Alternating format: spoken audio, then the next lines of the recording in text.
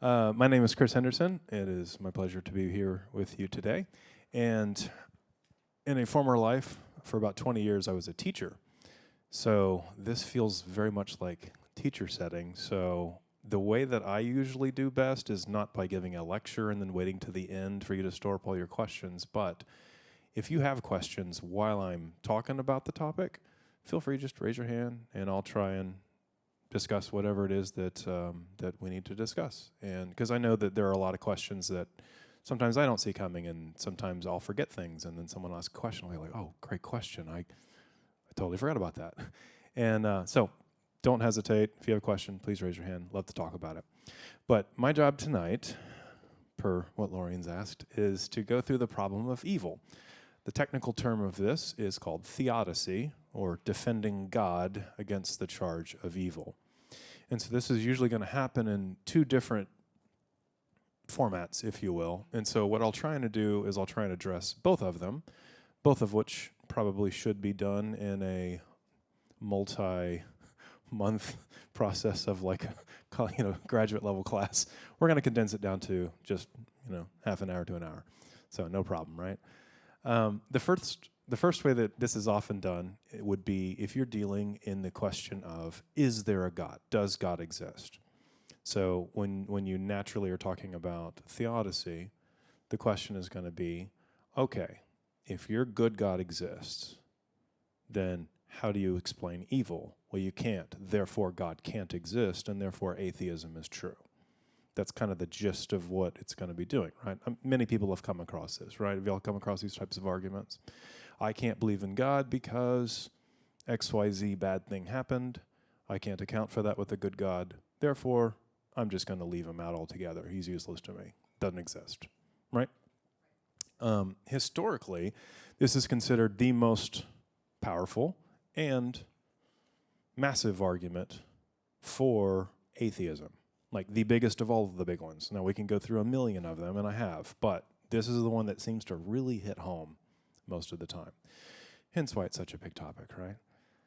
And then secondly, let's assume that I'm able to successfully fend off the attack of the atheist, right? Okay, but that doesn't really help when I have a Christian brother or sister who's trying to ask me, you say that God is so good, this God that we believe in, but why did he let this happen? How can you still say he's good? They're struggling with a real life something that's not invalid, right? It's a real thing. It's a real question. And as Christians, we do struggle with this. And to those two questions, you're going to get two very different answers. And so I like to not, mix them up per se. I like to answer one first and then answer the other because I think that they require very, very different treatments, very different truth statements. For instance, as an example, I'm a theist, I'm dealing with an atheist. We have nothing in common when it comes to theology. Ergo, I can't use basic assumptions of what's good, what's right, wrong, etc. We have to actually talk through it in a different way. Whereas if I'm dealing with a fellow Christian, okay, we're starting with kind of a foundation that we share, right? And so I'm going to be talking with that person at a different level. And sometimes some of the answers can be relatively harsh, and sometimes they can be very much not harsh. It just really depends on the circumstances. But I'm going to try and walk us through how I have approached it over the years and how I have found success in lots of debates and discussions and Christian ministry and so forth. And so that's kind of the idea. Everyone good? All right. Okay, so I'm going to take the atheistic argument first. So when you're dealing, this is kind of the category of apologetics. I assume Lorian's talked a little bit about apologetics, the idea, like you're not apologizing for something. It actually comes from Socrates when he gave his apology, which essentially means a defense. So if I'm doing apologetics, I'm basically going to be defending why I believe what I believe. I could do Muslim apologetics. I could do Christian apologetics. I could do atheistic apologetics. It doesn't matter. I could do Tesla apologetics. Like it doesn't matter. The word is still the same. It means the same thing, and it's applied in whatever the word is preceding it. So something apologetics. So if I'm dealing with the argument from evil, specifically against the charge of atheism, then what's happened is, an atheist has come to me, or even an agnostic or deist, but generally if it's going to be consistent, it'll be an atheist. This person has come to me and said, I don't believe God exists because. So these things are true, therefore your God can't exist. And if your God can't exist, then you're technically irrational for believing that he does, right? And so a lot of times in the church, we have kind of taken a step back and said, well, it's my faith, and it's some ethereal relationship I have with God, and da-da-da-da-da. But at the end of the day, I have become convinced that intellectually we need to not shy away. We need to take it head on and go in a search for truth in a pure reason level with someone who does not share our faith. They don't care what we believe. They don't care about the Muslim belief either. They don't care about anybody, what they believe. Now, they may care about people, but just because you believe something doesn't make it right to them. In the same way that, well, you're an atheist, and that doesn't mean that, gosh, I feel like I should be an atheist. Like, it's not a convincing argument for most people in an intellectual level. So the first thing to do when trying to answer this question is to actually figure out what is being said and what is not being said, and then see if we can formulate this into a valid argument so that we can even evaluate it, right? Because, for instance, if I say, Christians have lied in history, therefore all Christians are dumb. Well, that would be a really bad statement and a bad argument, right? I didn't make a case, and I certainly didn't piece together an argument that is intellectually satisfying for declaring truth. Well, would y'all agree? Well, of course not. And so what I like to do is work with the person that I'm discussing with, because at the end of the day, it's really not a competition. It's more of a, we're searching for truth together, so let's see if we can piece this together, right? So what they're doing is they are challenging my belief. They're on offense, if you want to put it into sports terms, right? They're trying to prove to me your belief in a God is untrue. And here's why. I am not trying to prove God's existence when I'm defending God's existence, right? What I'm trying to do is I'm playing defense. I'm trying to show them that their argument is actually not valid and doesn't prove what they think it does. Now, that doesn't mean God must exist. That's a whole different world. That's proving God's existence, which I love doing too. It's a lot of fun, and I think that logic and science is on our side. However, it's important to know that's not what we're doing right now. And I make sure that the person that I'm talking with understands, look, I acknowledge that even if I'm successful in dismantling your argument, it doesn't mean that I'm right that God exists. It just puts us back on a neutral territory. It's managing expectations, right? Okay, so in order to do this, I like to also present a little bit of a primer in logical thinking, because we're not generally used to dealing with this specific application of how we prove or disprove things. And so what I like to do is kind of walk through, get our minds flowing, and okay, how does logical argumentation work, and what can be proven and not proven, and all of that kind of stuff. And so what I'm going to do is I'm going to go through a few fallacies just to kind of warm our brains up, just to show what do faulty arguments look like and how do we make them valid arguments and that type of thing. And you'll find the ratio is really bad, as in most arguments will be not true. Very few will be true. We think we know a lot, but at the end of the day, we really can't prove as much as we hope we can. But it is helpful to at least recognize when something is valid and when it's not. So, for instance, if I were to start and say, if P, then Q, would that be a true statement? It's kind of a trick question. The answer is, I don't know, right? Now, I've given you a premise, and the premise is, if P is true, then Q is true. But that doesn't mean that P, therefore Q, is true. That could stand for, if this carpet is below me, then it's raining outside. Well, that doesn't make any sense, right? So just because I write a premise doesn't make it right. But if you assume that this is true, if P, premise, then Q, if you assume that's true, then you can further make some arguments in a syllogism or something, and you can evaluate whether it even has the potential to be right. So I'll kind of explain what I'm talking about. So here's the premise, if P then Q. Q, therefore P. In other words, Q is true, therefore P must be true. Now, is that a valid form of argument? Why not?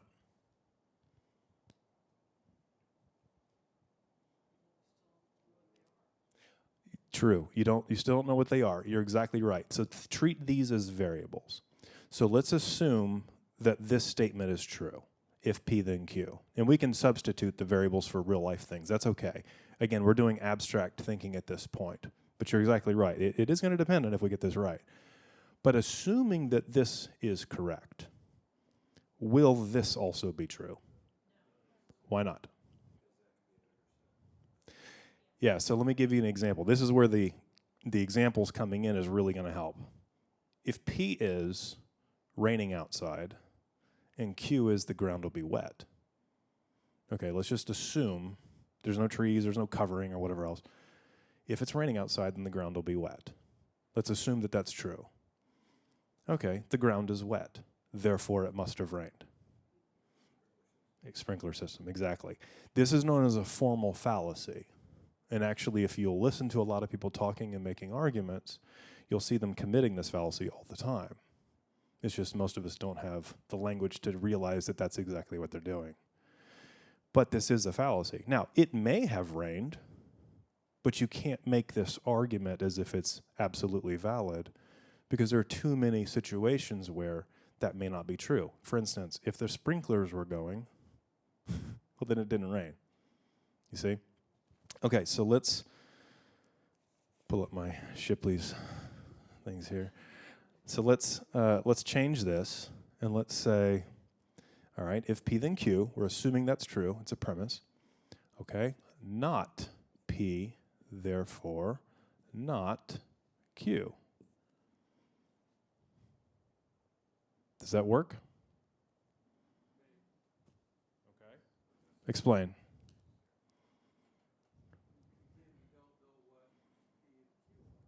Well, if we're assuming that P, so they're variables. So in other words, it's a crossover between logic and mathematics. Essentially, logic boils down to mathematics. So we're working with variables that can stand for anything that are true statements. So assuming that this is true, whatever this is. So we'll say it's raining outside, therefore the ground is wet. Would this work? It's not raining outside, therefore the ground is not wet. Exactly. This is a formal fallacy called affirming the consequent. You cannot do this. Affirming the consequent. So to make this argument closer to being valid, instead what you would do is you would say something along these lines. Not Q, therefore not P. The ground is not wet, therefore it was not raining outside. So that would flow from, if it's raining, the ground will be wet. If that is a true statement, then the ground being wet would be predicated by it raining outside. So this is kind of the thought process. Now, there are other ways that you can make errors, and this is where we're going to get into the, well, maybe P and Q themselves are wrong. So for instance, let's do the fallacy of equivocation. That's always a fun one. So we have an election coming up soon, right? Okay, so what if someone made the argument to you, this country is a republic, not a true democracy. Therefore, everyone should vote Republican. Or the contra, we live in a democracy. Therefore, everyone should vote Democratic. I'm equivocating two words, right? Republic and Republican do not mean the same thing. Democrat and democracy don't mean the same thing either. You see what I mean? So you can follow the correct form of an argument, but still mess yourself up because you don't actually have the terms right, because your terms are drifting. You're conflating two separate terms that should not be conflated. That's known as an informal fallacy. If you got your terms right and the definitions right, it would be a valid argument, but you messed up the terms. And some of these can be very obvious. For instance, if someone makes an argument saying that you should do something, you should drive your car to the store, and your response is, yeah, but you're dumb.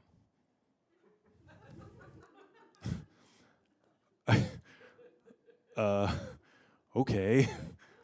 What does that have to do with you needing to go to the store, right? It's an irrelevant statement. It's like a red herring, if you will, is what the fallacy would often be called, right? Or two wrongs make a right.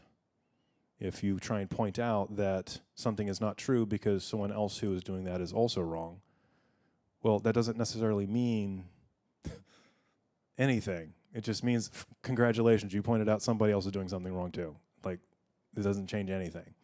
Or, well, everybody else is doing it. That's known as the bandwagon fallacy, to which all of our mothers said, well, if Jimmy was jumping off a cliff, would you jump off a cliff too? Right? But you can even have very tricky ones. So for instance, if you have the fallacy of accent, it's the same, I'm going to say the same statement 4 times, but I'm going to emphasize a different word each time, which will give an implicit meaning change. So, we should not speak ill of the dead. We should not speak ill of the dead. We should not speak ill of the dead. We should not speak ill of the dead. There's a subtle drift that happens. In the first one, we should not speak ill of the dead, but the implicit, but you can, right? We should not speak ill of the dead. We can think it, right? We should not speak ill of the dead, but the living, it's all good. We should not speak ill of the dead, right?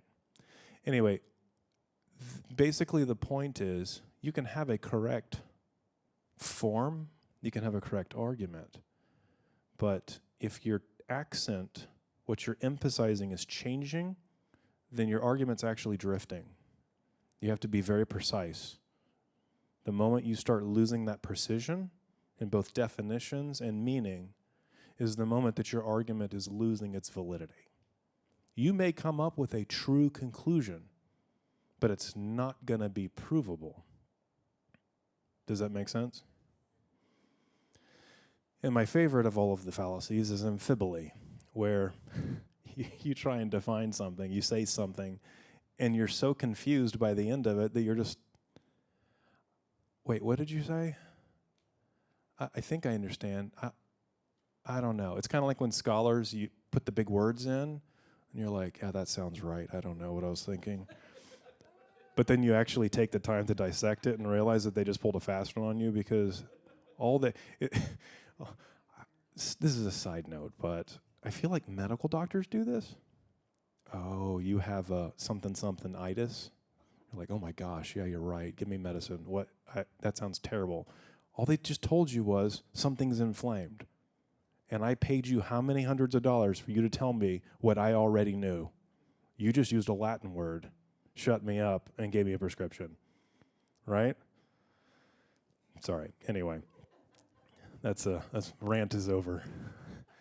But nonetheless, in logic, if we're wanting to deal with discussions and arguments, the first thing I find, if you really want to like pull down the charge, or you really want to kind of like dial down the aggression, just get precise, work on the same team with the person you're talking to, and try and figure out, okay, is your statement valid? Let's try and present it in the best light possible and see if what you're saying makes sense.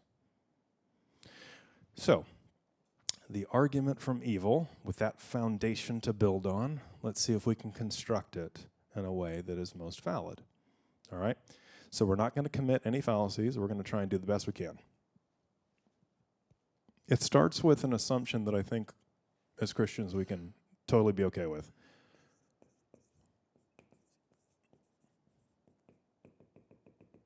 God is all things, right? Omnipotent, omnibenevolent, omniscient, all that kind of stuff, right? And what I mean by that is that he's all powerful. He knows everything. He's everywhere at once. He has the capability of literally doing whatever he wants at any time, for all time, right? Is that a shared assumption? It's important to define this because the atheistic argument is not going to make any sense if we don't at least grant them this. Because now they're not talking to a monotheist, they're talking to a squishy theist, I don't know, something else, right? So God, we're going to grant them, yes, God has all of the omni attributes. So let's go ahead and make this argument with that assumption. We're going to put it in kind of a basic syllogistic form here. So number one, God is omnipotent. Okay. God is omnipotent. That means he is all powerful. Now I'm going to give you a sneak peek for the rest of the discussion. Omnipotence is something that very few people really can let sink into their core. I'm just telling you right now, it's a struggle. It's a major struggle. Because when you say he can literally do anything, I mean anything. And even Christian scholars a lot of times will say, well, he can't do anything. He can do only reasonable things. Like he can't make a square circle.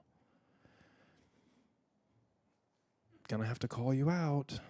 If you say omnipotent, then he just redefines square and circle to where square circles exist. Because, well, anything, right? We're not gonna limit only reasonable. It's just not gonna work for me. And it's not gonna work for most atheists either, I might add. God is omnipotent. Thus,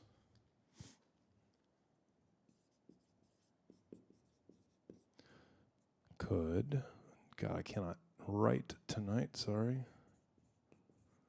Rid the world of all evil. Okay, so there's your first point. God is all powerful. And should he wish to, he could rid the world of all evil. Now, is that a fair premise? Do we accept this premise? I do, otherwise I have a problem with omnipotence, right? We'll get there. Sneak peek, you're already way ahead of the game, sir. All right, so if we accept premise number one, we go to premise number two. God is, the technical term is omnibenevolent. I don't like the word omnibenevolent because that typically, going back to definitions, is going to be a difficult one to kind of nail down, and we'll spend a lot of time debating whether benevolent is a judgment call or if it's a category. We're going to stick with the categories that would be accepted, and we would say God is omni-good. Not omni-God, omni-good. Okay, so God is all good, right? Seems to be a fair statement because he's God, he's all powerful, etc. But here's the interesting part. God is all good and thus would want to rid the world of all evil. Right? And they'll point out that this is a categorical thing. So in other words, these are incompatible by definition because they're opposite categories. So if he is all this, he would want to eradicate all of that. So if God is all powerful, he has the power to eradicate all evil. If he is all good, he would want to eradicate all evil. However, evil exists. Therefore,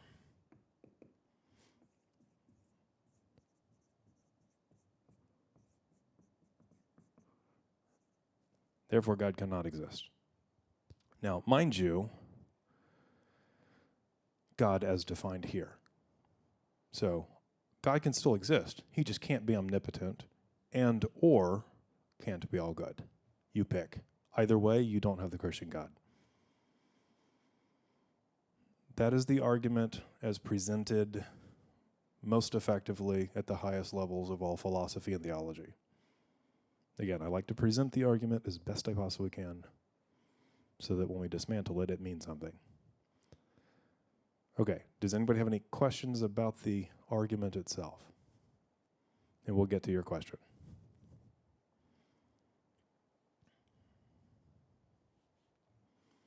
Do you see why this argument is powerful? Because what it is doing is it's actually making a logical progression that does equal this. If these premises are true, this is a valid conclusion. It's modus tollens. It is a valid argument. That's what sucks about this, right? However, there's a critical mistake that sometimes takes a while to fully flesh out and explain when presented with this, by especially someone who is attacking the theistic position from an atheistic position, and they know what they're doing. There's still a critical mistake that if you push them on it is going to cause this entire argument from a logical perspective to crumble down. Remember, we're only operating in pure logic at this point. And it has to do with what you said, definitions. See, here's the problem.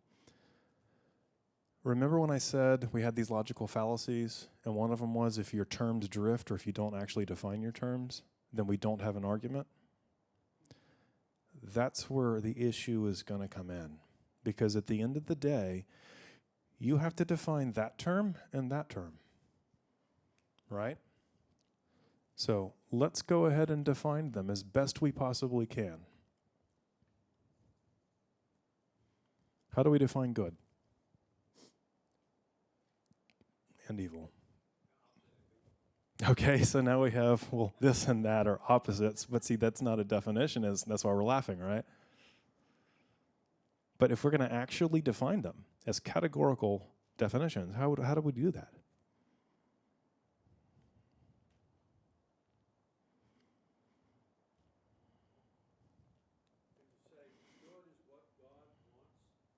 Okay, very good. So we could say that good is what God wants, but this is trying to prove God doesn't exist. So an atheist cannot use that as a definition for good. Now, in phase 2, I'll show you how that does actually happen, but we'll get there. So we'll return to exactly what you just said in a second. Yeah, so if you're an atheist trying to present this argument, and I'm a theist, I'm going to have to ask you to define these terms so that we can evaluate your argument. Because right now, while you have a correct form, you're missing components, which makes it an informal fallacy. Okay, living in harmony. That would need to be fleshed out a bit more because at the end of the day, you know, deer live in harmony with hunters. Someone's still dying and getting eaten. Maybe that's, you see what I mean? So it's like natural harmony's weird.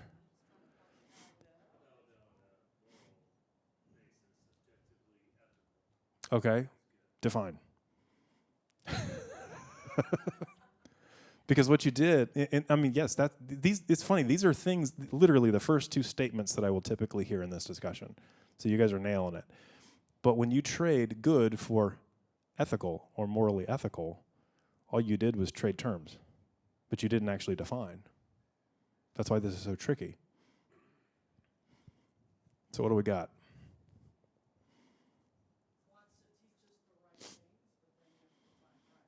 Yeah, right things according to what? Okay, respect for others. There we go.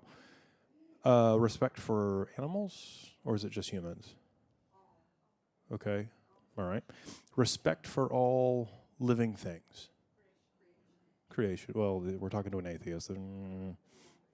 Terms get a little bit weird, right? So, respect for Mother Earth. All right, we could agree on that, I guess. But here's the problem. Why is that good? According to whom? And if I do not share that, for instance, what if I don't care about that? What if at the end of the day I just want to eat, drink, and be merry? Not just exist. I want to fill my belly and do whatever I want to do. I'm Epicurean, right? Like, I mean, aren't I valid in thinking that's good? And what is evil to that person? Spending all my mental process and thought on respecting stuff and not actually doing anything I want to do. I'm American. I'm important to me. Right? See, the funny thing is that when you don't have an omnipotent being to dictate what is objectively good and evil, then nothing is objectively good and evil. And if you press someone hard enough, I mean, like, really just keep asking, what does that mean? Like, how do we even make sense of that? You're going to come down to the same thing every single time, and that is this. It doesn't matter what they say. Good is going to be what we like, and evil is going to be what we don't like. So William Rowe is a philosopher, well-known atheistic philosopher, and he presented what is widely considered, myself included, to be the best presentation of this, the most rock-solid presentation of this argument. Presented it in a philosophical journal years ago, and he defined good and evil, knowing this problem. He defined it as unjust human suffering. Well, actually, he included animals. So unjust human and animal suffering. That's about as good as you can get, right? I mean, we can all at least agree, unjust, so he's kind of loading the game. It's not justified. We'll just leave out who's justifying or not justifying it, right? But unjust human or animal suffering is going to be considered evil. But again, I ask, says who? Right? I mean, I may agree with you, but that doesn't mean that Dexter does, right? Just saying. I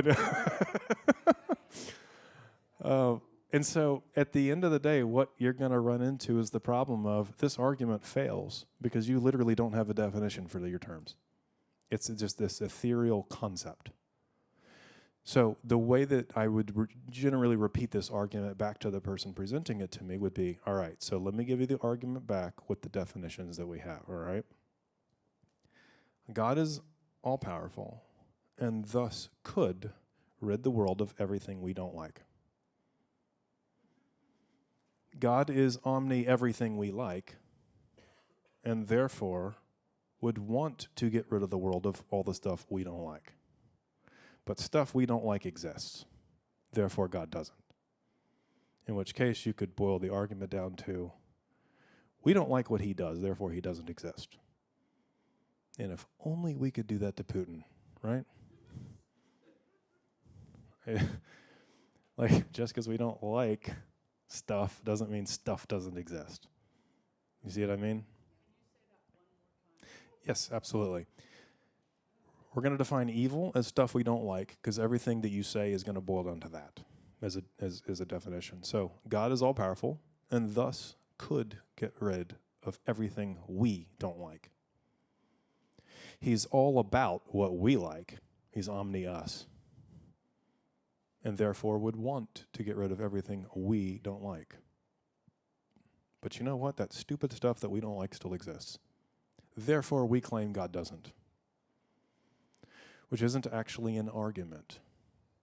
It's just a toddler shouting match, right? I don't like that, therefore it's not true. That's not how we do logic, just in case we're wondering, right? That doesn't work. You might as well say, God is all-powerful and thus could get rid of all But exists. So therefore God doesn't exist. And you're like, well, what is I'm like, I have no idea. Right?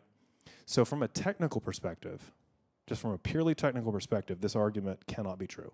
It is an invalid argument. It is informally invalid. Ambiguity would be the fallacy. It can't follow because you don't have definitions. Now, there is one way that you can attempt to try and save this argument. It's exactly what you said earlier, and that is this. Okay, so let's jump into the Christian worldview, and let's use your definitions against you.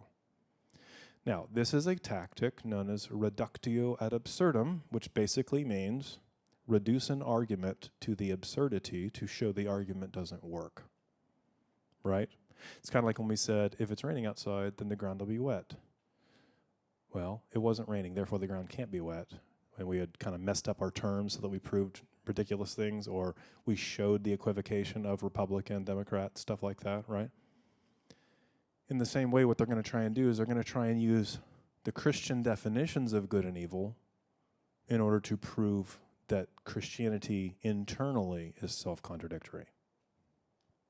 Does that make sense, what I just said? Okay. So let's kind of go through this. Does God say evil exists? Yes. Does he say things are evil and that he doesn't like them? Yes. Okay, well then we'll use your God's definition of evil and show that by your own definitions, your religion can't make sense. Because God is all good, Christians call him good, evil would be contrary to him. So whatever definitions you as a Christian will use, we'll just use those. And therefore, internally, your Christian religion cannot hold up because it's self-contradictory, right? And that sounds like a scary move, doesn't it? Because we're like, oh, crap, I thought we got past this. Oh, what do we do, right? But there's a fundamental flaw with approaching it this way. Because once you jump into our world, you really do get our definitions, right? I mean, if you're going to try and show the internal inconsistency, when we start with omnipotence, well, you've already lost. Because, yeah, God is all good, but it's not because of what he does. He's good because of his mere definition. Right? Like his category is that of good because he simply says so. So if God did a bunch of things that we thought were evil, like, I don't know, open up the ground and swallow Korah and his entire family alive in the Exodus, we might consider that to be evil. But nonetheless, it is still considered good simply because of his own definition. He did it, therefore it has to be good. Because omnipotence has consequences, right? So if an omnipotent God says good and evil exist, and it is good for evil to exist for a time, then it is good for evil to exist for a time because omnipotence, right? And sometimes we get really weirded out by this. I don't want to erase that. So the reason that we get weirded out by this is because we default in our minds to this kind of concept of, we think we have it like this, God, and he dictates good and evil. We think we're doing this, right? But what we've actually done more often than not, if we're not careful, is we've done this. We say we have categories of good and evil, and God plays by our rules of good, right? Now, I realize that's kind of weird to say, but it is very, very true that we have a typical habit of doing this type of a thing. We evaluate God based upon our concepts of good and evil, which we say are actually based on him. But that's not the way it is. That's a deification of the categories, not a deification of God. God is omnipotent, good and evil are not. Good and evil only have definition because he gives it definition. And they can drift if he says so, right? He can kill the dude who touched the ark trying to save it, and it is still good because he said so. Hard stop, right? This is what I mean by when I said we have a lot of trouble with the concept of omnipotence, because it really violates our sense of what we think is good and evil, right? And so once you really get down to the idea that God is omnipotent, then the categories exist as he sees fit. And you're never going to disprove an omnipotent being by categories that he creates and maintains at will, right? It's kind of like saying, my car exists, but my car can't have tires. Therefore, my car doesn't exist. It's like, what are you talking about? This isn't making any sense. These categories don't exist if you don't have a car to start with. Like, if you don't have a God who's omnipotent, you don't have categories with any definition. And only he can give them the definitions. So that's what I mean by when you're jumping into the Christian worldview to try and disprove the Christian worldview, you're dead in the water because you have to honestly deal with that. In which case, you don't actually have an argument at this point. Does that make sense? Any questions thus far, or thoughts, comments, etc.? Anything I need to expound upon? Yes? So we basically have to abandon our definitions, our literal definitions of good, evil, or whatever the argument topic may be. Depends on... Not necessarily abandon, but put them off to the side for argument's sake. So if you're trying to present a logical argument that has weight behind it, that actually can follow valid conclusions, then you have to be very precise with meanings and very precise with terms and arrangements. It's not so much the abandonment of terms or concepts or whatnot, but if, like, let's say that I'm talking to an atheist and I'm not an atheist, we have to have some sort of a common ground, a neutrality, if you will, where we can at least agree on terms. An atheist is never going to agree on the term of good is whatever God claims it is, right? If you don't believe in a God, it's going to be hard to agree on that, right? We're going back to fundamental level of, does God exist? Did I answer your question? Okay, let me answer it better. How can I help?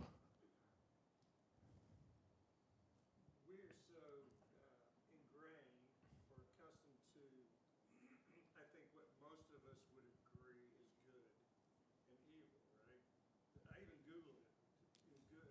And one of the Google definitions was moral and righteous. Mhm. Right? So those are Christian thoughts, right? Because an atheist isn't necessarily going to buy into morality or righteousness. So Technically, sorry to interrupt. Technically, morality is not a definition.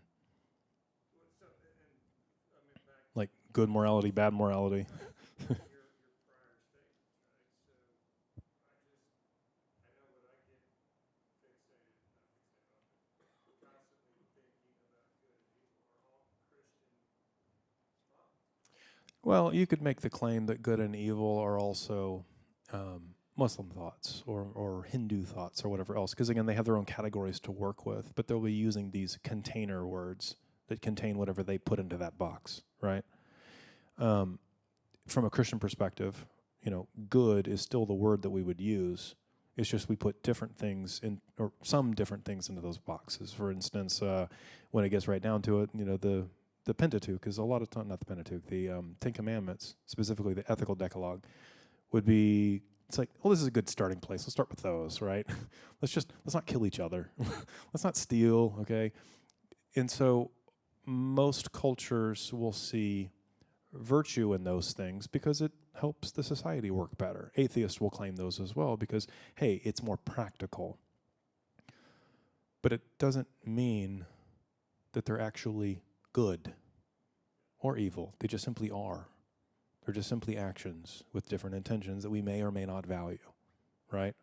But yes, it's a whole paradigm shift when you start thinking about it like that. Things are good simply because God said so. Whatever he says is good is good. Not because there's a category called good that he abides by, but because he is omnipotent, he made the category, and he is dictating it as well, at will. It's kind of crazy, right? It's like, wow, I am actually smaller than I thought I was, right? Okay, you were next, then you. I think you were touching on what I was going to ask about the atheist argument that evil and good are human constructs based on trial and error in society of what works and what doesn't. What works is not murdering people, so that is good to not murder people. So I think that's a compelling atheist argument that it's not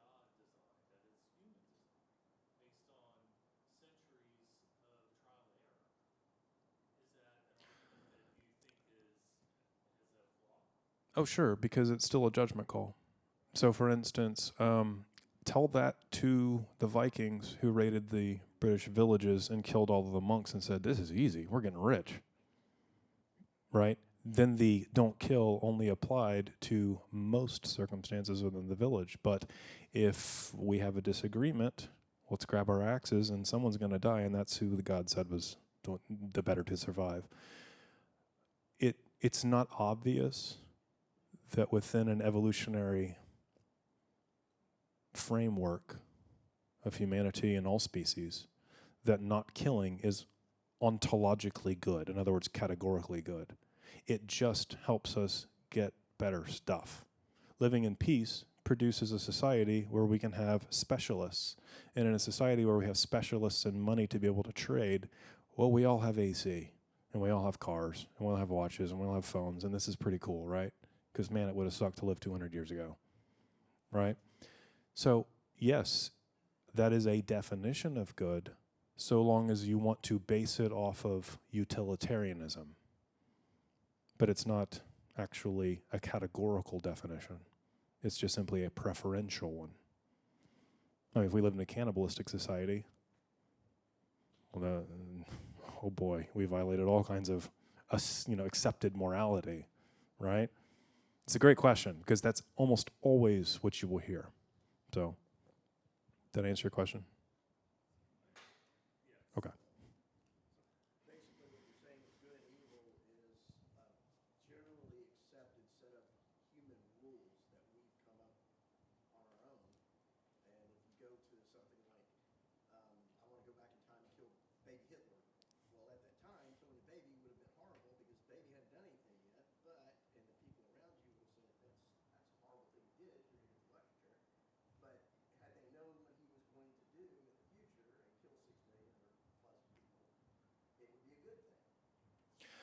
Theoretically, I mean, those are debatable points, because at the end of the day, what if you ran across somebody who said, "No, I think killing the baby Hitler's fine," even if we just had an inkling that he might do that?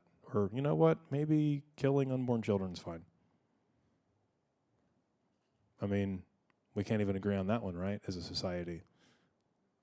So I think that we have certain things that we agree on that are obvious, but 1,000 years ago, they didn't share that at all.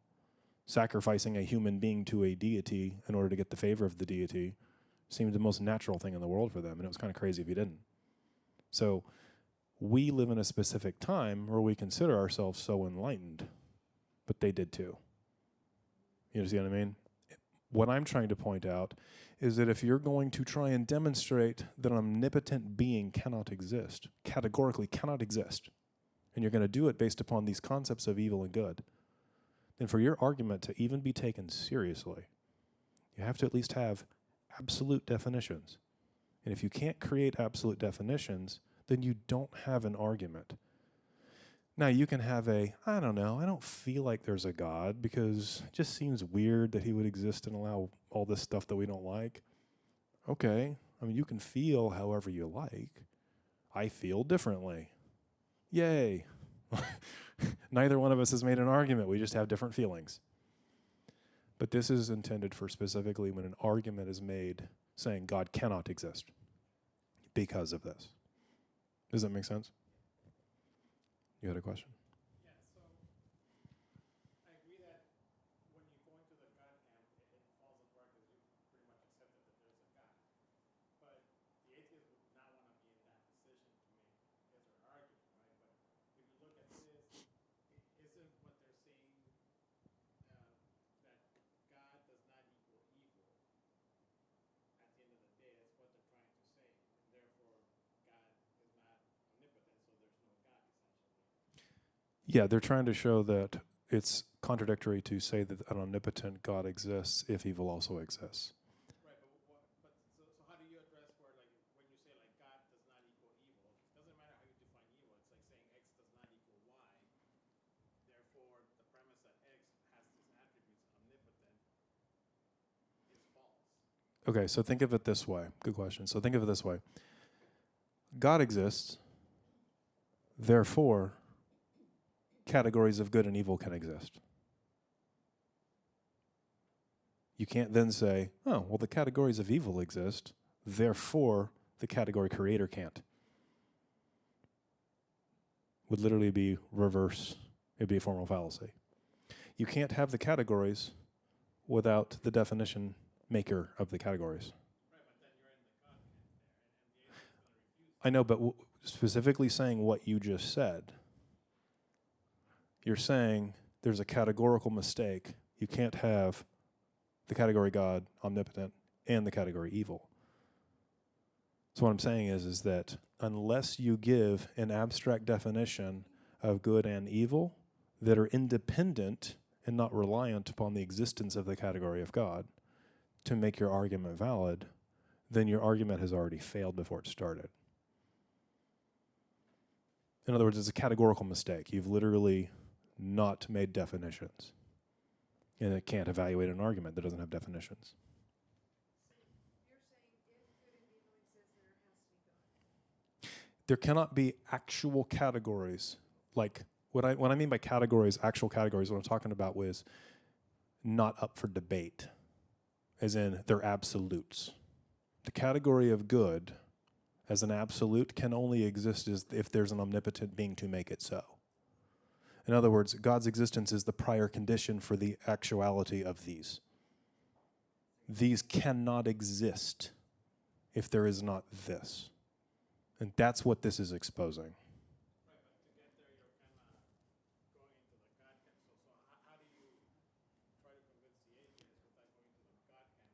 But I didn't go into the God camp. I'm showing that the atheist already did. You're using terms that you can't define without being in the God camp. That's the problem. There's no definitions.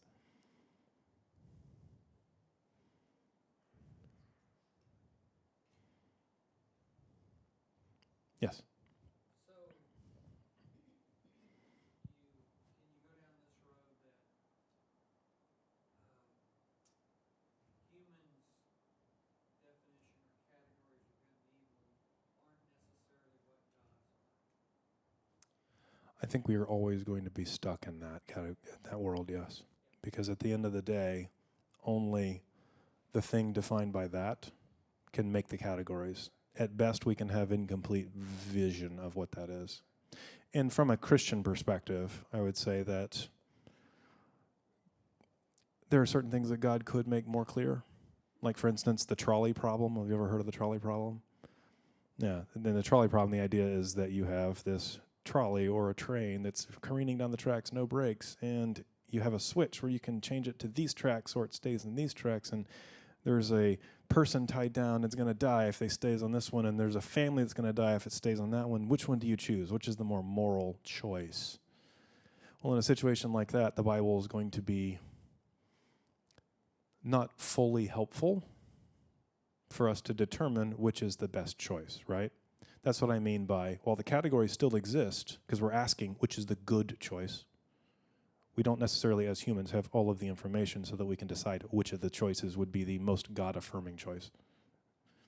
And I think some of that's by design, because at the end of the day, I think creation is going somewhere, and I think that we are being trained to be the people who are ready for the resurrection, because he's got work for us.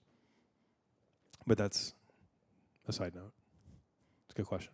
Did you have a question?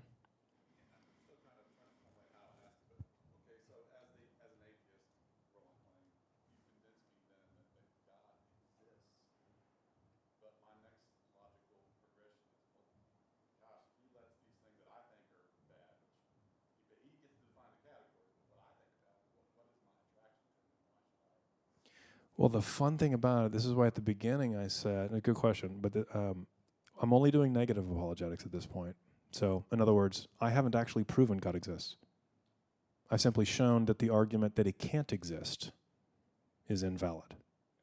And I readily would admit that and say that to the atheist going forward. Like, guys, look, I am not saying that I just proved God's existence, because I didn't.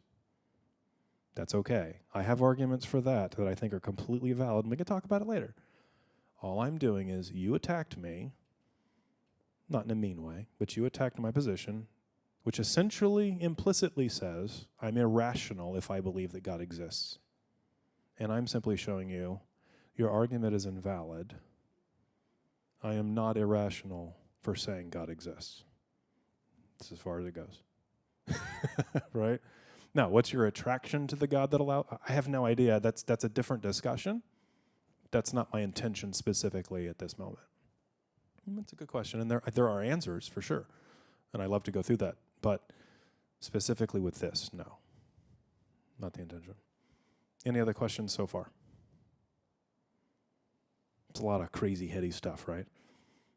So with the atheist, believe that evil, that you could get rid of evil?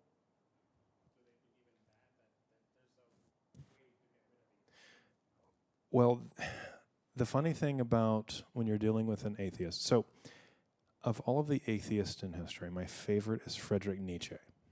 If you've ever read Friedrich Nietzsche, he is the one atheist philosopher. He's more of an English guy. He's a beautiful writer, but he's the one guy that really forces atheists to live with their assumptions and conclusions.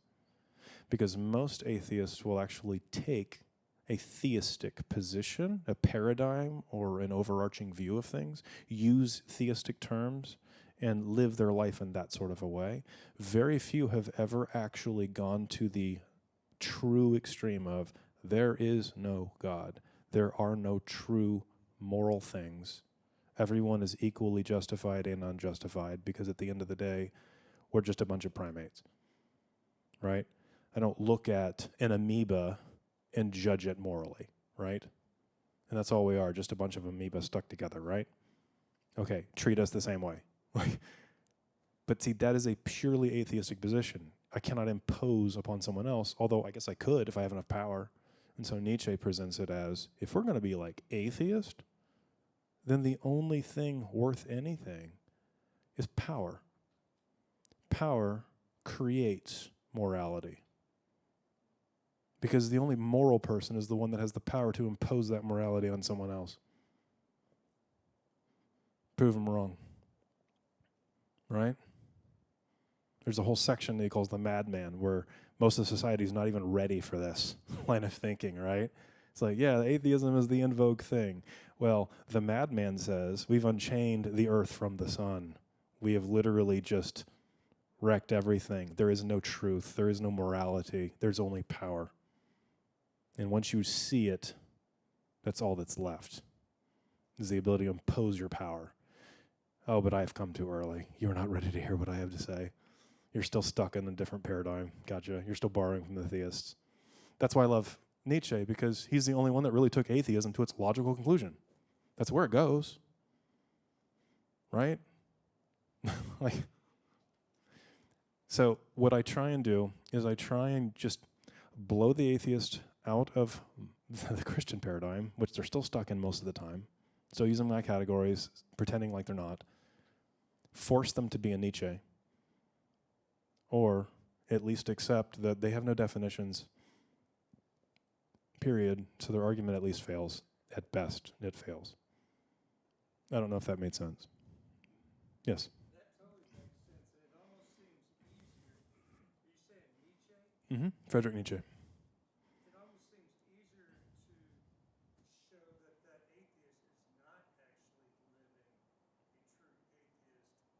Granted, I don't know hardly any, but that right there seems easier to prove than the existence of God and or just the omnipotence of it, right? Because you can almost look at, I imagine you could almost look at any atheist and just identify by maybe where they work or how they handle their family structure or how they obey the law or how they abide by the rules at the grocery store type of deal, right? I mean, that's Yeah. an easier approach. Well, it's funny because I will tell you I have had a number of discussions where for an hour and a half I've simply been defending Nietzsche to an atheist who seems like they're defending Christian morality to me. And it's been the most absurd thing in the world because I'm the only one trying to actually talk like an atheist. And by the end of it, they finally would say, okay, I see what you're talking about. I don't know, it just doesn't work. I'm like, pardon me for wanting you to actually act like what you say you are, right? Now, we also get upset when they want us to act like Christians, right? Sometimes I joke with my wife, as a Christian, it really disturbs me that if, I lose my wallet, I'm actually more hopeful that a Mormon finds it than a Christian. If we want to go by pure actions, there's a better likelihood that the Mormon's going to return it, right? So yeah, I hear it. Like I'm feeling the heat here of maybe we as Christians should also take our own advice and live what we say we are, right? But no, I hear you.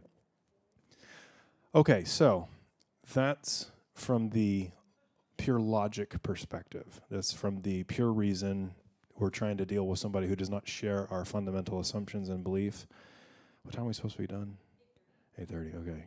Y'all still with me? We still good? Okay. I want to transition over to, all right, now we're in the Christian camp. We can all take a breath of fresh air. How do we deal with this evil problem with fellow believers, right?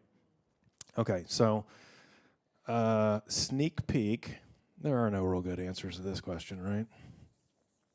Because you're talking about people who are in the middle of suffering. Generally, people who ask this question, who are disturbed by this, maybe are struggling with their faith, they're not going to be the people who have never experienced evil and have no friends who experienced evil. Like if their life is perfect, they generally don't ask this question, right? So you're already dealing with a little bit of a raw sensation or someone who has struggled or know people who are struggling and are empathizing with them. And so it can be very difficult to answer their questions, especially since the Bible doesn't always provide the best answers for this specific question. Like, let's think about what the Bible has to say about justifying God in the face of evil, right? We all think of Job, right? I mean, perfect example. So let's think about Job. Job, by God's own admission, doesn't do anything wrong, right? And suddenly, family wiped out. Wife curses him. All his stuff's gone, right? And he's trying to figure out why. And he's trying to figure out why. And he's still trying to figure out why. And he finally yells at God enough that God shows up and for 3 chapters lectures him on how he has no right to be asking that question. Well, how thoughtful, God. I really appreciate the empathy, huh? Right? What's the answer from Job? The answer is, where were you when I made the ocean? Where were you when I made the land? Where were you when I hung the stars up in the sky? Oh, that's right, you didn't exist. Because I even made you. I gave, I took away. What are you going to do about it?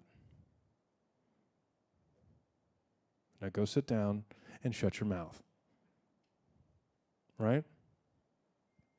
And the ending of Job was actually a later addition, which just, it's like they're trying to soften it, but it doesn't do that.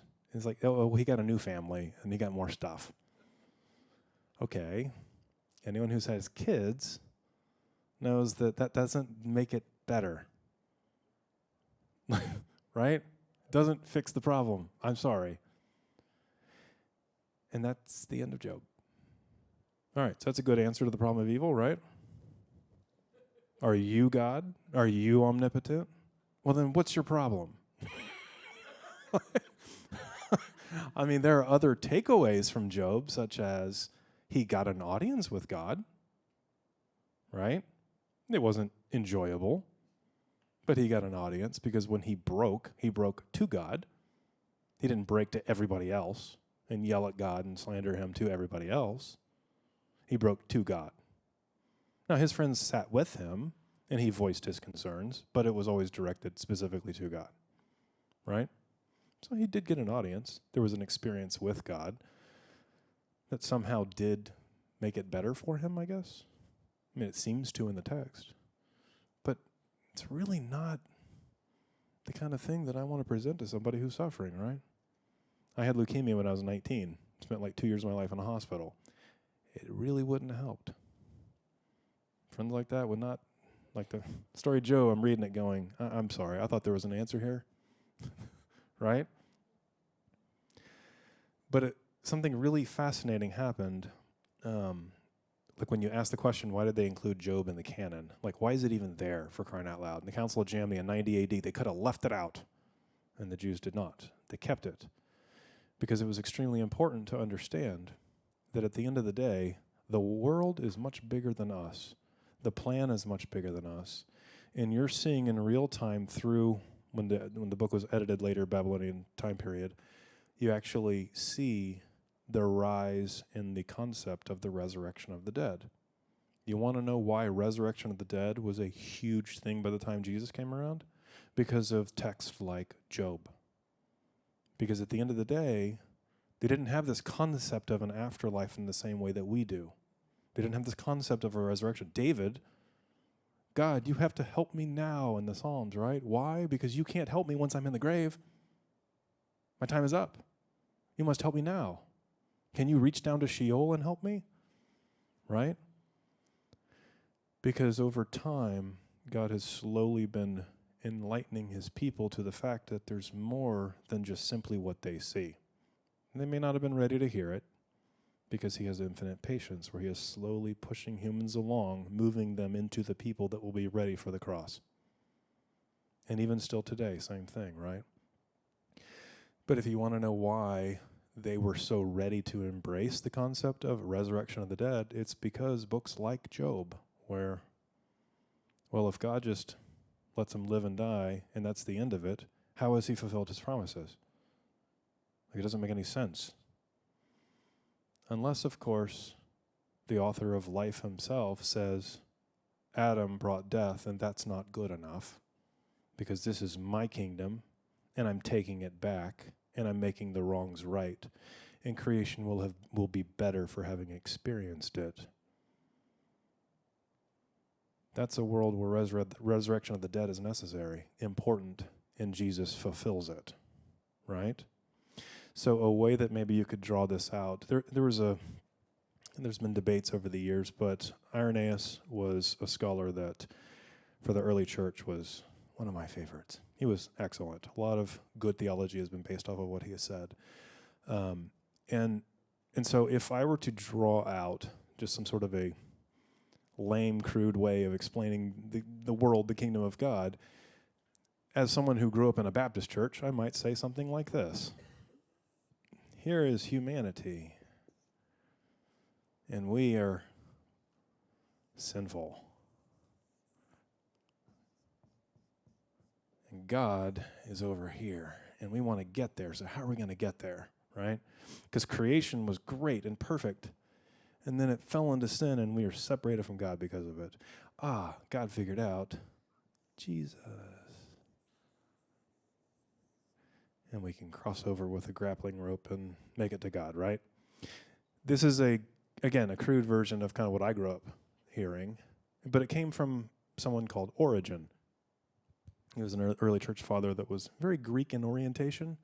And so it made sense to him because the categories of perfection, good, evil, etc., this is kind of a worldview that would have made sense. But Irenaeus was much more biblical in his presentation, and the way that he, again, if I were to kind of simplify a lot of what he was saying, the way that he presented it really captured what makes the most sense based upon Scripture and the heart of God and the resurrection and the defeat of sin and death and the reclaiming of his kingdom. What he says is this. He makes it good, tov me'ov, very good, right? In Hebrew, you're not dealing in the abstract categories of Greek good and things of that nature, like categorical forms. It's a whole different discussion, but they are a bit different. I'll let Lorian discuss it. So we start here. We fall, right? Okay, so we still got that part. But here's the problem. God is not interested in this being the destination. We're not going back where we started. His goal is his eternal kingdom, right? It's the growth. He invents space and time itself for a story to be carried out for his great grand plan, his kingdom itself, right? But to get there, you go through stuff, right? That's the trajectory. Because at the end of the day, suffering is not the end. Death is not the end, right? You go through trials, you go through tribulations, because at the end of the day, to go back to William Rowe, what he said on the evil argument, there is no such thing as unjust suffering because God makes it worth it. The resurrection of the dead proves that. We don't just resurrect and like, oh, we're back where we started. Crap. Resurrected to new life, right? Think about the greatest stories in the world, the greatest movies, the greatest narratives. All of them involve an amazing character arc, an amazing growth that takes place, right? Like you think about, I always think about Saving Private Ryan. Ryan, by the end of it, I'm not going to give away too much. Ryan, by the end of it, is a very different person than when he started. And he is living in honor of the people who sacrificed for him. He is a different person. You might argue he's a greater person. Changes him forever, right? That's a story worth telling, and you don't go there without the experience that requires space and time to be invented, right? In that kind of a world, even the fall is necessary. It's not good, but it is necessary. So when you're evaluating good and evil, good is whatever God says is good, yes. And apparently God says it is good for evil to be allowed to exist for a time and for my purposes, so that my kingdom may be fully manifest, right? Okay, now how does this help somebody who's going through awful stuff? Well, thinking back again to my experience, watching my family go through everything that they did, like it was not fun. There was something empowering about knowing death is not the end. The story doesn't end there. My suffering is not the end. There's actually a point, even if I don't entirely know what it is, even if I'm not going to get an answer from God right here and right now. Sometimes not getting the answer is the better solution. Just being reminded there is a resurrection. The early Christians dealt with this when they're in the gladiatory arena, when they're being told, you must recant or we're going to cut off your arm. And their response is, okay, I'm just going to get it back, right? Again, there was this forward thinking where God is omnipotent. He is redeeming all of creation and bringing it to a greater place than it is and will ever be now, right? And unfortunately, suffering is part of that. So be encouraged that it's at least worth it in the end, even if you don't see it now, even if I didn't see it, right? It's hope, isn't it? And yeah, it involves faith, of course. I mean, we're Christians, we're used to that, right? But faith and hope, because really the question of evil boils down to, is it actually worth it? Again, I talk about William Rowe when he said unjust human and animal suffering. To claim it's unjust is to claim knowledge of the future, to claim knowledge of what will be. How would you know if it's just or unjust? It hasn't played out. Doesn't mean it doesn't suck now. Well, it totally does, right? But there is hope. And that's generally how I've approached it, based upon how my life experience has gone. And sometimes people are ready to hear it and sometimes not, and that's okay. Sometimes we're just not in a place to hear it, right? Sometimes it's just not been enough time to really deal with it. In those times, it's best just to sit with the person and not say anything, right? So that's how I would answer it from within the Christian context. It's not a satisfactory answer if we wanted to get the pure logical rendering of how we can solve the puzzle, but it is true, right? Any thoughts or questions on that? Yes.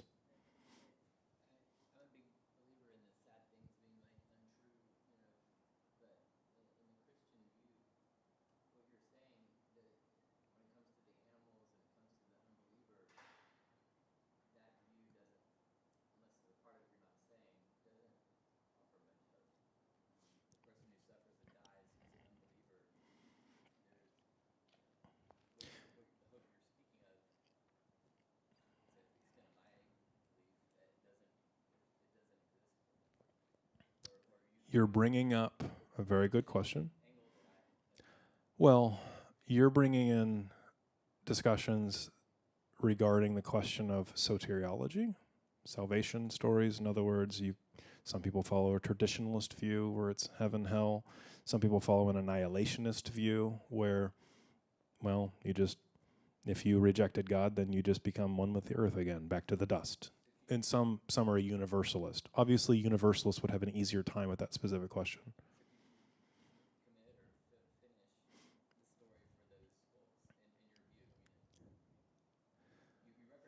That's a landmine.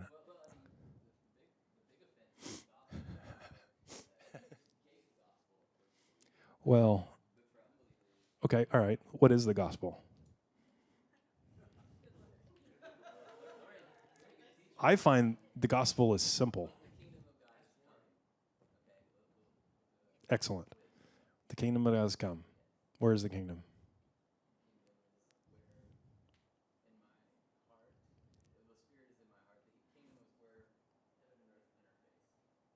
Yes. God creates the world. That's his kingdom. All of space and time, all of reality. It's all his. Death enters through Adam, right? Salvation, the gospel is good news. Death isn't going to hold, right? All of it is his. So a traditionalist who would say that you have heaven, you have hell, would say that we are comforted in the knowledge that God's justice is being carried out. So, yeah, it's not going to help for someone who's going to end up in hell, obviously, but you are comforted in his justice. Oh, again, so we'll take the annihilationist view. The annihilationist view would be, I guess you technically live forever because you go back to the dust because you rejected the resurrection. You rejected life itself, right? A universalist would have the easiest time where you would say, God is claiming all of his kingdom. Death doesn't get to keep anybody. Like, it doesn't get even the smallest victory. I mean, technically you would say that if traditionalist view is right or annihilationism is right, well, then God loses, 80%? In which case he's batting 200. That's okay for a catcher, right? So that would be from the universalist perspective. And so everyone can answer that, but you're bringing implications of soteriology and specifically, which is a totally... No, you did. It's okay. It's okay. And I'm trying to avoid doing that because I find that I'm at my best when nobody actually knows what I believe about really controversial topics. No, I made statements of logic, sir. See, I can hide behind logic.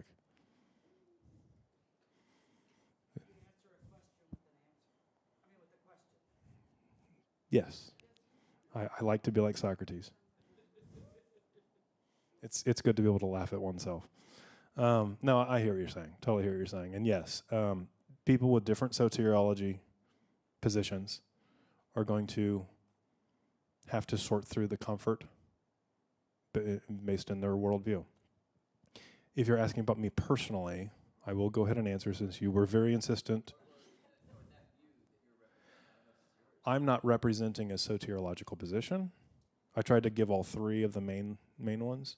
Like, for instance, if I were to defend traditionalism, you have 1,500 years worth of history that follows that. So it's kind of like you got tradition on your side, right? If you're going to follow annihilationism, what's the biggest trump card you got? 60% of all biblical texts are annihilationist texts. You shall not perish does not mean you get to burn forever because you get eternal life, just in a sucky eternal life, right? You actually disintegrate. You're back in the dust. So if I'm going to be annihilationist, that's my trump card. 60% of all texts, annihilationism. So the numerical game in the Bible's on my side. If I'm going to support the universalism, then I would say that the theme of Scripture is on my side, where the idea of the conquering of sin and death, the gospel itself, God doesn't lose. He doesn't allow anyone or anything to subvert his victory, no matter what, because omnipotence. That would be universally, because they're going to lose on the numerical scripture side of things, and they're going to lose on the history side of things. No. All right, good. Got out of it. Any other questions or comments, thoughts? I have like 8 minutes. Yes. This is kind of a dumb argument, I think. It's a simple argument, but I've heard myself make this argument to atheists is, why not just go ahead and believe? If you're wrong, you're not out anything. I mean, if you're right, you're not out anything. If you're wrong and God does exist, then you're screwed. So why not just believe? Because then it's a, you know, Do you know who the one who made the wager famous? Pascal's wager. Very good. So it's a compelling argument, but atheists will come back at you and say, which God? You're making it sound like I have a 50-50 shot, but I actually have like a 1 in 1,000 because I got to take all the religions as possibilities. And what happens if I would have been better off just being an atheist because the God, whatever God it ended up being, would have been like, yeah, well, or at least you weren't against me. But what if I choose the wrong God and that God with the real God don't like each other? Right? And so a critical thinking atheist is going to throw that back. So I would be cautious. But I mean, if you're really doing a 50-50 shot, then the way that he drew it out, the wager is it's kind of a square, and it says, all right, you got you got 2 options, 2 outcomes for each option. 1, if you accept God and he's the right one, you gain infinity. If you accept God and it turns out that atheism was right, you lose a little bit. So infinity to gain, a little bit to lose. If you're an atheist and you don't accept and you're wrong, infinity to lose, a little bit to gain. Because so you could drink a little bit more in your life. Cool, right? So Blaise Pascal is the one that generally presented that. Which, by the way, he was a great writer. I don't know if you ever read any of his stuff, but it's extremely good. Any last questions or comments before we end? Oh, man. Yes. I'll come to you next. Go ahead. Mine's more of just an aside. True story. Dropped my wallet in the snow in Park City. Got a phone call like, I don't know, a couple hours later. We found your wallet. And I went down and got it. It was just laying in the snow by the car. Like, Mormons found it. That's pretty cool. See what I'm talking about? Why can't we have that reputation? Drives me crazy. Oh, I just wanted to know if you had any book suggestions. On what topic? I don't know. I guess for beginners. What topic? Oh dear, I don't know. Like apologetics in general. Yeah. Oh, okay. So this is going to sound weird. I don't really have a lot of good book suggestions. I have a couple, but for like just getting introduced to it and really trying to synthesize kind of give me the short version. When I was teaching, I actually did some videos, short videos that kind of walk through different arguments for God's existence, and even one on this particular argument. And I would just point you to the YouTube page. She'll link it. And I don't know, I found it helpful. I did it, right? But my students found it helpful. It kind of, because we were going through apologetics, and I made them really dive in. And so it was very helpful for them to kind of just get started. And from there, if you still have questions about, okay, so where do we go? I would say one book on apologetics that at least introduces you to different philosophical systems. I don't really love a lot of his work, but Christian Apologetics by Norman Geisler is kind of gets you into the whole discussion pretty well, and he does a decent job of at least introducing it that way. There are a whole bunch of other ones that I really like, but you're going to have to go down the rabbit hole first, get the categories down, and then you can dive into them, and they're really fun, like Soren Kierkegaard. Yes? So my question that was living most of this was what I hear, because I don't hang out with typically scholarly people like you or Brian, is, well, why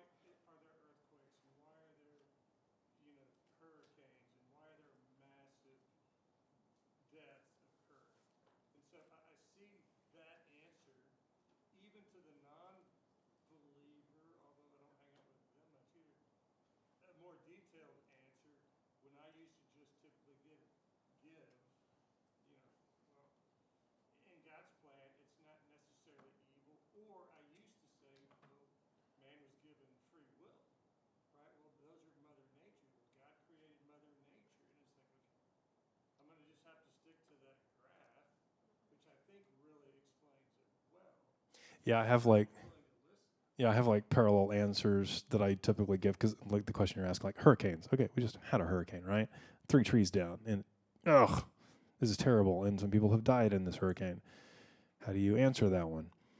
Well, because the Earth is spinning.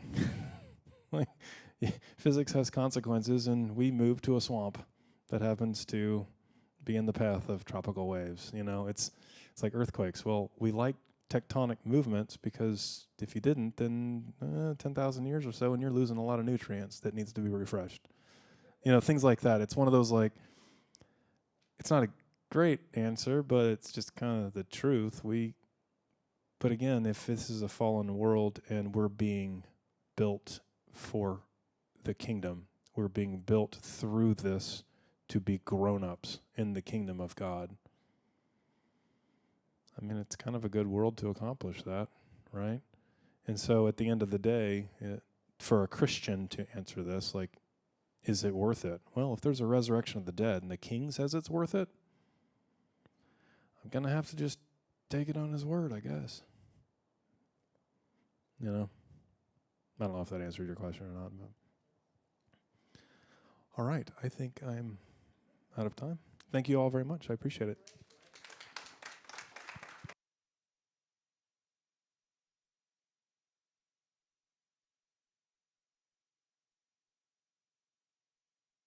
There we go. Just real quick, I just posted the link to Chris's YouTube, so that's already on Google Classroom for y'all, so you guys can go through some of those videos. Put them on like 0.5 speed. Slow them way down, and then or just watch them multiple times, which is what a lot of people I give them to do. Super great, really helpful. I'll post y'all's assignment tomorrow. This is our last week of reading, last week of doing assignment, so you've made it. This is your last one. We'll have class next week, and then, like I said, dinner in 2 weeks. And let me know if you have questions or anything, and we're good to go. Thanks for being here. Drive safe, and we'll see you guys next week.